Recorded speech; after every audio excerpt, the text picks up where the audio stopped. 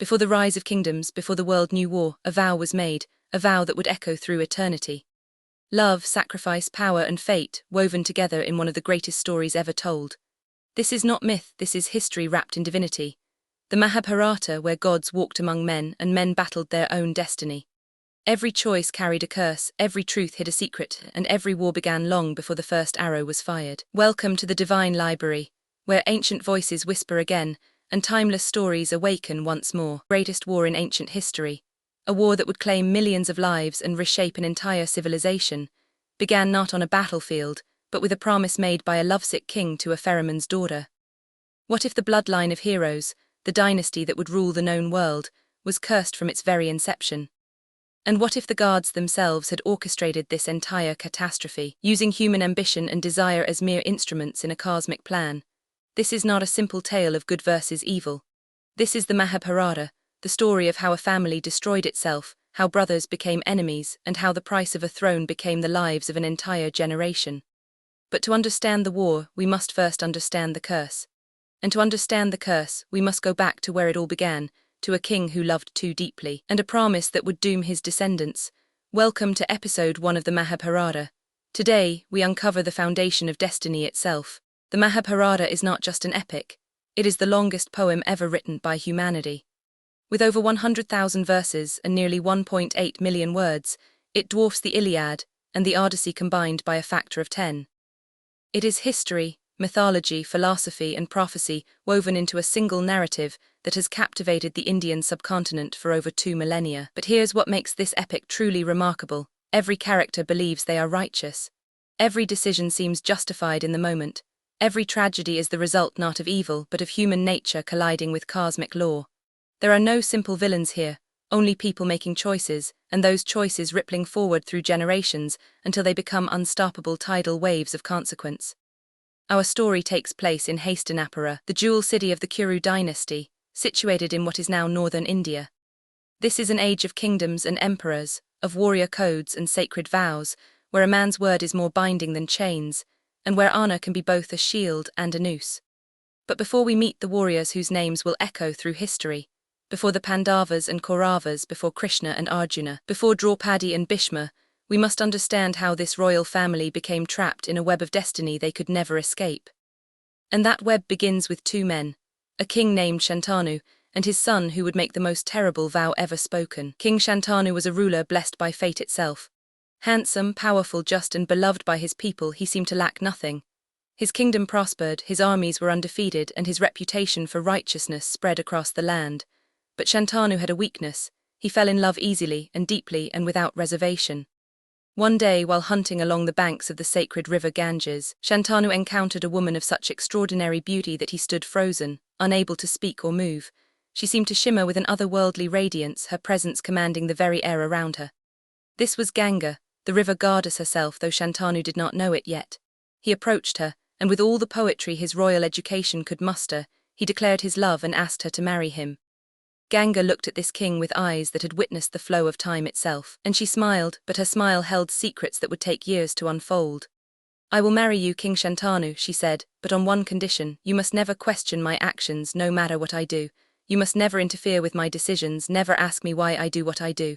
The moment you question me, the moment you try to stop me, I will leave you forever." It was a strange condition, an impassable condition. What kind of marriage forbids questions? What kind of love demands blind acceptance? But Shantanu was intoxicated. He agreed without hesitation, and they were married in a ceremony that seemed to make the very rivers sing with joy. For a time they were happy. Ganga proved to be everything a queen should be, graceful, intelligent, a perfect companion. When she became pregnant, Shantanu's joy seemed complete. He would have an heir, a son to carry forward his dynasty. But then came the night that would haunt Shantanu for the rest of his life. Ganga gave birth to a beautiful, healthy son. Shantanu held the child, feeling the weight of the future in his arms. His dynasty was secure, his lineage would continue, he had never been happier. That night Ganga took the infant from his cradle. Shantanu, unable to sleep from excitement, followed her at a distance, wondering where she was going. He watched as she walked to the banks of the Ganges, the river that bore her name. He watched as she held the child up to the moonlight, whispering words he could not hear, and then, without hesitation, without ceremony, she threw the baby into the raging current. Shantanu stood paralyzed, his mind unable to process what he had just witnessed. He wanted to scream, to run forward, to dive into the river, but he remembered his promise. He had vowed never to question her actions, never to interfere. The words stuck in his throat like poison. He returned to the palace in silence, his heart shattered into pieces. Ganga returned as if nothing had happened. She never spoke of the child, and Shantanu, bound by his word, asked no questions. Then she became pregnant again, and again she gave birth to a healthy son, and again Shantanu watched in horror as she drowned the infant in the river. 7 times this happened, 7 sons born, 7 sons drowned, and each time Shantanu said nothing, his soul dying a little more with each lost child. But when the 8th son was born, something broke inside the king. He watched Ganga take the child toward the river, and he could not remain silent any longer. His promise, his vow, his word of honor, none of it mattered against the life of his 8th son. "Stop," he cried out, running toward her. "What are you doing? What kind of monster are you? How can you kill your own children?" Ganga turned to face him, and in her eyes he saw not anger but a profound sadness mixed with something like relief. "You have broken your promise, King Shantanu," she said quietly. "And now I must leave you as I said I would, but because I loved you. I will tell you the truth before I go." What Ganga told Shantanu that night would change everything he thought he knew about his marriage, his sons, and the nature of fate itself. The 8 children she had borne were not ordinary souls.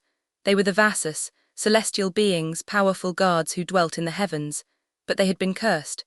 They had committed an offense against a great sage named Vasishtha, and in his anger, he had condemned them to be born as mortals, to experience human life with all its suffering and limitations. The Vasus, desperate to escape this curse as quickly as possible, had gone to Ganga and begged for her help. If she would agree to be their mother in the mortal realm, and if she would end their human lives immediately after birth, they could fulfill the curse's requirements without enduring decades of mortal suffering. Ganga, moved by compassion, had agreed. She had married Shantanu specifically to give these divine souls a pathway back to heaven.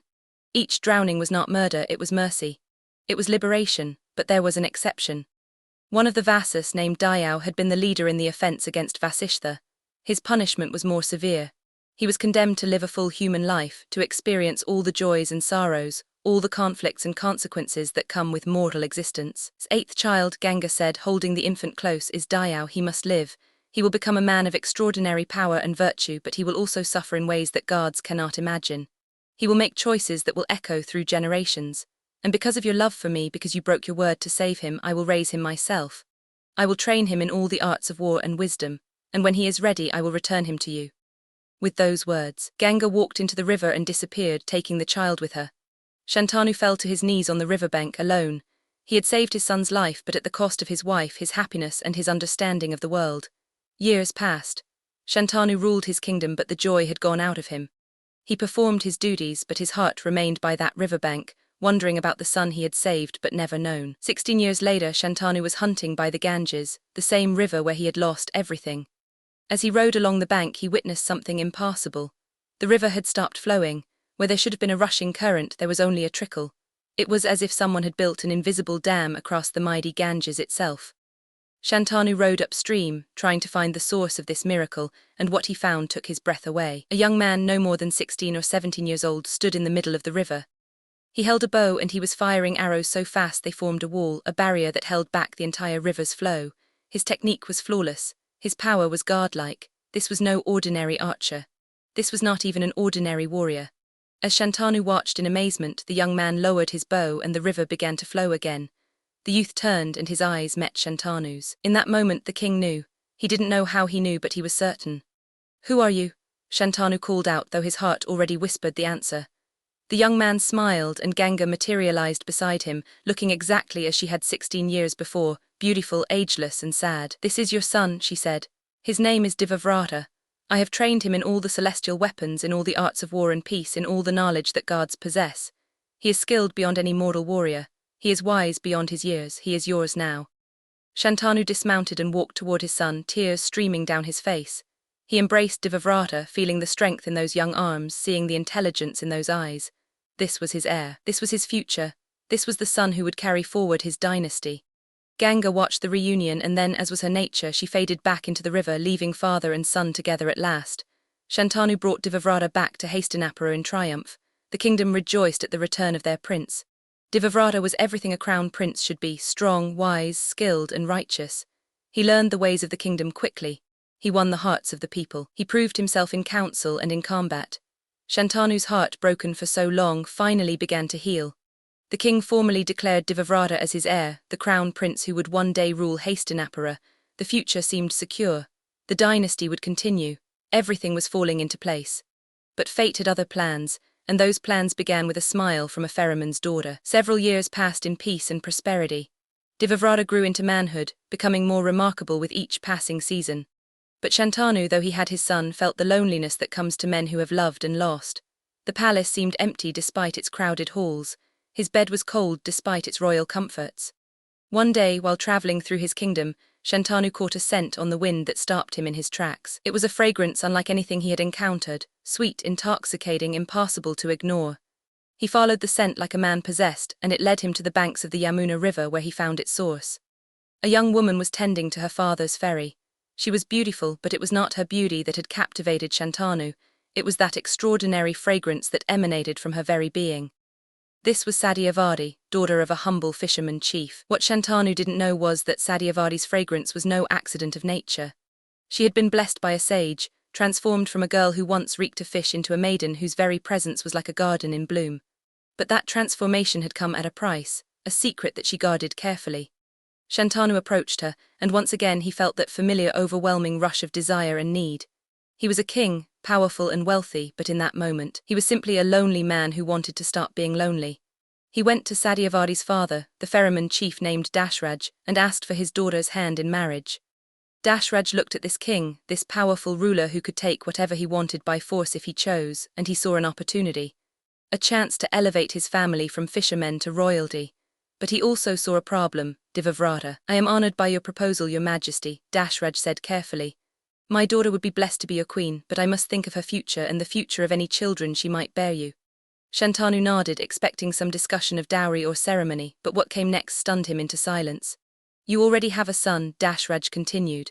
A remarkable son by all accounts. Devavrata will inherit your throne, that is right and proper. But if my daughter marries you and bears you sons, they will be princes with no future. They will live in the shadow of Devavrata forever. They will be royalty with no path to the throne. What are you saying? Shantanu asked, though he already feared the answer. I will give you my daughter, your majesty, but only if you promise that her son, not Devavrata, will inherit the throne of Hastinapura. Only if you make the child of Satyavati your heir. The words hung in the air like a sword about to fall. Shantanu stood speechless. What Dashraj was asking was impossible. Devavrata was his firstborn son, his rightful heir. The kingdom had already accepted him. To disinherit him would be to break every principle of dharma, every law of succession. It would be unjust, it would be dishonorable, it would be unthinkable. But Shantanu looked at Satyavati and his heart ached with longing. He was not a young man anymore. He had spent years alone, haunted by the memory of Ganga. Here was a chance for companionship, for love, for warmth in his remaining years. Here was a woman who could give him more sons, fill his palace with life again. He wrestled with the decision for days. He barely ate, he barely slept. He tried to find a compromise, some middle path that would satisfy everyone, but Dashraj would not budge. It was all or nothing. Satyavati would be queen and her sons would be heirs, or there would be no marriage. Finally, Shantanu made his choice. He could not do it. He could not betray Devavrata, could not steal his birthright, could not act so dishonorably. As much as his heart yearned for Satyavati, his integrity would not allow it. He returned to Hastinapura alone and sank into a deep melancholy. He performed his royal duties, but it was as if the light had gone out of him. He barely spoke, he barely smiled. His courtiers noticed. His ministers worried, and Devavrata, that perfect son, watched his father slowly withering away, and determined to find out why. Devavrata went to his father's most trusted minister and demanded the truth. What had happened? What was destroying his father from the inside? The minister, after much hesitation, told him everything, about Satyavati, about Dashraj's demand, about Shantanu's refusal and subsequent heartbreak. Devavrata listened to this story, and he understood immediately what needed to be done. There was no hesitation, no deliberation. He saw his father suffering, and he knew how to end that suffering. Without telling Shantanu, Devavrata rode to the ferryman's village. He found Dashraj and Satyavati, and he came before them not as a prince defending his inheritance, but as a son trying to save his father. I have heard your terms, Devavrata said to Dashraj. You want a guarantee that your daughter's children will inherit the throne. I am here to give you that guarantee. He stood tall, and in a voice that seemed to make the very earth tremble, he made a declaration that would echo through history. I, Devavrata, son of Shantanu and Ganga, hereby renounce all claim to the throne of Hastinapura. I will never be king. When my father dies, the son of Satyavati will inherit, not me. This I swear by all that is sacred. Dashraj nodded slowly, impressed but not entirely satisfied. That is a great sacrifice, Prince Devavrata. But what of your sons? When you marry, when you have children, will they not contest the throne? Will they not claim that the kingdom should have been yours and therefore should be theirs? It was a valid concern. Even if Devavrata renounced the throne, his descendants might not accept that renunciation. They might start a civil war for what they saw as their rightful inheritance. Devavrata understood this, and so he went further than anyone had ever gone before. He raised his hands to the sky, and in a voice filled with such power that witnesses would later swear the heavens themselves shook, he made a second vow. I will never marry, I will never father children. I will remain celibate for the entirety of my life. My line ends with me, there will be no descendants to contest the throne. This I swear by earth, by heaven, by the gods themselves. May I be cursed if I ever break this vow. The moment the words left his lips, something extraordinary happened. Flowers began to fall from the sky, a rain of divine blossoms that covered the ground where Devavrata stood. The gods themselves, watching from the heavens, were so moved by the magnitude of this sacrifice that they blessed him with a new name. From this day forward, the voices of the celestials proclaimed, You shall be known as Bhishma, the one who took a terrible vow. And because your sacrifice is so great, we grant you this gift, you shall have the power to choose the moment of your own death. No weapon can kill you, no enemy can defeat you until you yourself decide that your time has come. Bhishma, the name meant terrible or fearsome, but it also meant one who had taken a dreadful vow. From that moment on, Devavrata ceased to exist. Only Bhishma remained, a man who had sacrificed his entire future for his father's happiness. Dashraj, hearing these vows, had no more objections. How could he? Bhishma had not just guaranteed the succession, he had eliminated every possible complication. Satyavadi's sons would rule without any threat from Bhishma or his line. Bhishma brought Satyavadi to Hastinapura himself. When Shantanu saw his son arriving with the woman he loved, when he learned what Bhishma had done, he wept. He embraced his son with a mixture of gratitude, pride, and unbearable sorrow. What have you done? Shantanu whispered. What have you sacrificed for me? Nothing that matters more than your happiness, father, Bhishma replied, but they both knew the truth. Bhishma had sacrificed everything, his throne, his future, his chance for a family, his opportunity to love and be loved. He had made himself into a living ghost, a man who would exist only to serve, never to rule or to build a legacy of his own. Shantanu married Satyavadi, and for a few years he was happy again. She gave him 2 sons, Chitrangada and Vichitravirya. Shantanu loved these boys, but his love was always shadowed by the knowledge of what Bhishma had given up for them to exist. When Shantanu died, it was Chitrangada, not Bhishma, who took the throne. Bhishma stood beside the new king, not as a rival but as a guardian, keeping his terrible vow. But here is where the true cost of Bhishma's vow began to reveal itself. Chitrangada was killed in battle while still young, leaving no heirs. The throne passed to his younger brother Vichitravirya. Bhishma, ever faithful to his vow, made sure that Vichitravirya was properly crowned and supported. But Vichitravirya was weak, sickly, and died young as well, dying before he could father any children, despite being married to 2 princesses, Ambika and Ambalika. Now the situation became dire. The Kuru dynasty, the great lineage of Hastinapura, faced extinction. There were no heirs, the throne stood empty. The kingdom teetered on the edge of chaos, and Bhishma, strong, powerful, immortal Bhishma, could do nothing. His vow prevented him from taking the throne. His vow prevented him from marrying the widowed queens and fathering heirs. His terrible vow, made out of love, had become a curse upon his entire family. Satyavadi, desperate to save her family line, invoked an ancient custom and called upon her firstborn son, a son she had conceived before marrying Shantanu, a son she had abandoned in secret, a son named Vyasa who had grown up to become a great sage. Vyasa agreed to father children with the widows through the practice of niyoga, a tradition that allowed a woman to bear a child by her appointed man when her husband could not. It was technically within the bounds of dharma, but it was a desperate measure born of desperation. The children born from this arrangement would carry the Kuru name, but they would also carry complications. Dhritarashtra was born blind because his mother Ambika closed her eyes in fear during conception. Pandu was born pale and weak because his mother Ambalika grew pale with dread. And a third son Vijaya was born to a servant woman, and thus could never be king. These were the fathers of the next generation. These were the men who would sire the Pandavas and Kauravas, the 2 branches of the family that would eventually tear each other apart in the greatest war the world had ever seen. And through it all Bhishma watched. Immortal, powerful and bound by his vow, he could only serve and protect, never rule or correct. When Dhritarashtra was passed over for the throne because of his blindness, when Pandu became king instead, when the rivalry between cousins began to grow, Bhishma saw it all and was helpless to prevent it. His vow had been made out of love, out of devotion, out of sacrifice.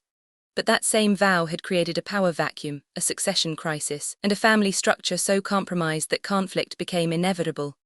The ferryman's daughter had gotten what she wanted, her sons ruled Hastinapura. But at what cost? The throne had passed to children born of desperation, conceived through emergency measures, raised in a family fractured by complicated loyalties and impassable vows. Bhishma's sacrifice, meant to bring happiness, had instead set in motion a chain of consequences that would lead to catastrophe. He had given up everything to save his father from sadness, but in doing so, he had guaranteed that future generations would drown in sorrow far deeper than anything Shantanu had experienced. This is the curse that shaped destiny. Not a curse spoken by an angry god, but a curse created by human choice, by love pushed to its extreme, by devotion that became destruction. So now you know where it started. Now you understand the foundation upon which everything else was built.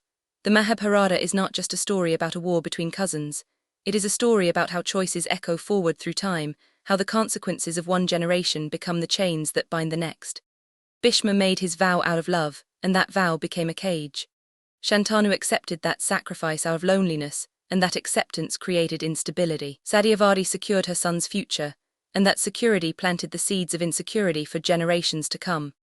In the next episode, we will see how the next generation inherits these problems. We will meet Dhritarashtra and Pandu, the blind king and the cursed king, the two brothers whose children will become mortal enemies. We will witness how the family continues to fracture, how new curses pile upon old vows, and how the path to war becomes clearer with each passing day. But remember this, in the Mahabharata no one is simply evil. Everyone has reasons, everyone has justifications, everyone believes they are doing what is right.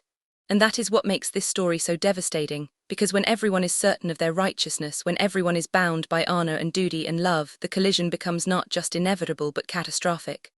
The curse has been set, the vow has been made, the dynasty is compromised, and the greatest war in history is now just a matter of time. This has been episode 1 of the Mahabharata. Subscribe to follow the complete journey, because the story of the Kuru dynasty has only just begun, and the tragedy has barely started to unfold.